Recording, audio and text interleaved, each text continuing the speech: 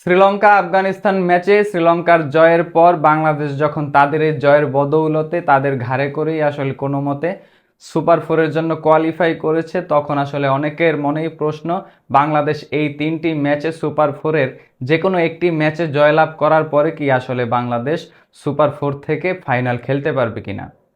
বিষয়টা মজা করার মতো হলেও আসলে এটাও হতে পারে, সম্ভাবনাটাও রয়েছে। ইতিমধ্যেই বাংলাদেশ শ্রীলঙ্কার বিপক্ষের ম্যাচটি কিন্তু জয়লাভ করে ফেলেছে। এরই মধ্যে বাংলাদেশের ঝুলিতে 2 পয়েন্ট যুক্ত হয়েছে এবং শ্রীলঙ্কার পয়েন্ট কোনো যুক্তই হলো না।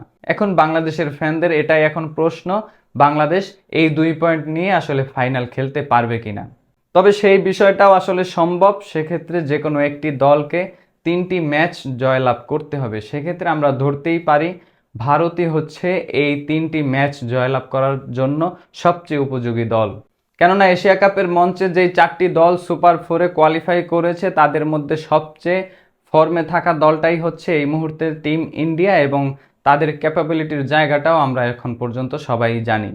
কেননা পাকিস্তান ইতিমধ্যেই তাদের কাছে গ্রুপ স্টেজে কোনো পাত্তাই পায়নি, এবং এই সুপার ফোরে থাকা বাকি যেই 2 দল বাংলাদেশ এবং শ্রীলঙ্কা, এই মুহূর্তের যে টিম ইন্ডিয়া তাদের সাথে কম্পিট করার জন্য কতটা প্রস্তুত সেটাই আসলে ভক্তদের মনের প্রশ্ন, এবং এটা আসলে এখনই বাস্তবতাও যে শ্রীলঙ্কা এবং বাংলাদেশ এই টিম ইন্ডিয়ার সাথে আসলে জয় ছিনিয়ে আনতে পারবে কিনা। তবে আমরা যদি ধরে নেই টিম ইন্ডিয়া যেই 3টি ম্যাচ শ্রীলঙ্কা, বাংলাদেশ এবং পাকিস্তানের বিপক্ষে তারা 3টি ম্যাচই বড় ব্যবধানে জয়লাভ করলো, সেক্ষেত্রে বাংলাদেশ টিম ইন্ডিয়ার সাথে যেই হার সেটা আসলে অল্প রানের এবং অল্প উইকেটের হার হলে বাংলাদেশের রান রেটটা একটু হলেও তাদের চেয়ে বেটার থাকবে।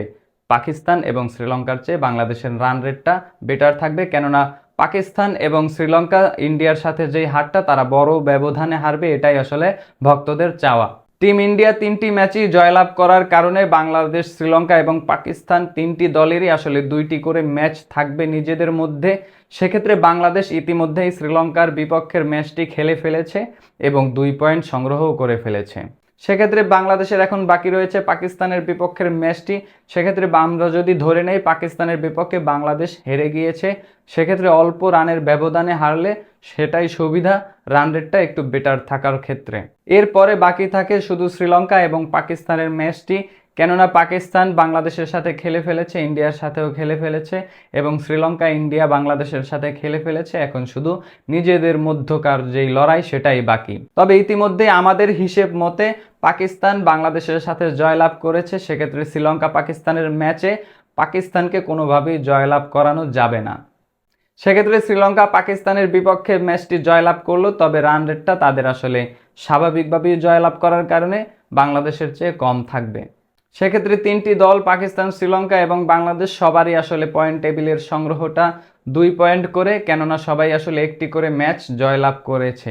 সেক্ষেত্রে পয়েন্ট টেবিলে বাংলাদেশই এগিয়ে থাকবে 2 পয়েন্ট নিয়েও, কেননা পাকিস্তান এবং শ্রীলঙ্কার যেই ম্যাচ ইন্ডিয়ার বিপক্ষে তারা আসলে গোহারা হেরেছে ইন্ডিয়ার বিরুদ্ধে।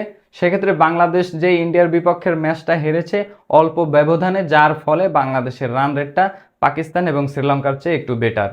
তার মানে ফলাফল সেটাই দাঁড়ালো, বাংলাদেশ ইন্ডিয়ার বিপক্ষে ম্যাচ খেলবে ফাইনাল, কেননা নেট রান রেটের কারণে শ্রীলঙ্কা এবং পাকিস্তানকে টপকে বাংলাদেশ ফাইনালে চলে গিয়েছে। বাংলাদেশ টেনে হিচড়ে শ্রীলঙ্কার ঘাড়ে করে সুপার ফোরে আসার কারণেই আসলে ভক্তদের এরকমের হিসেব নিকেশ। তবে এই হিসেবটাও আসলে ফেলে দেওয়ার মতো না, এটাও বাস্তবে হওয়া সম্ভব, সেটা হতেও পারে। তবে আমরা চাই বাংলাদেশ পাকিস্তান এবং ইন্ডিয়ার বিপক্ষের ম্যাচ যে কোনো একটি ম্যাচ জয়লাভ করে সরাসরি আসলে 4 পয়েন্ট সংগ্রহ করেই বাংলাদেশ ফাইনাল খেলবে, সেটাই এখন ভক্তদের মূল চাওয়া। আপনার কি মনে হয় বাংলাদেশ আসলে 2 ম্যাচ জয়লাভ করে ফাইনাল খেলতে পারবে কিনা, নাকি ভক্তদের যেই হিসেব নিকেশ সেই 2 পয়েন্ট নিয়েই বাংলাদেশ ফাইনাল খেলবে? কমেন্ট বক্সে আপনার মূল্যবান মতামত জানাবেন।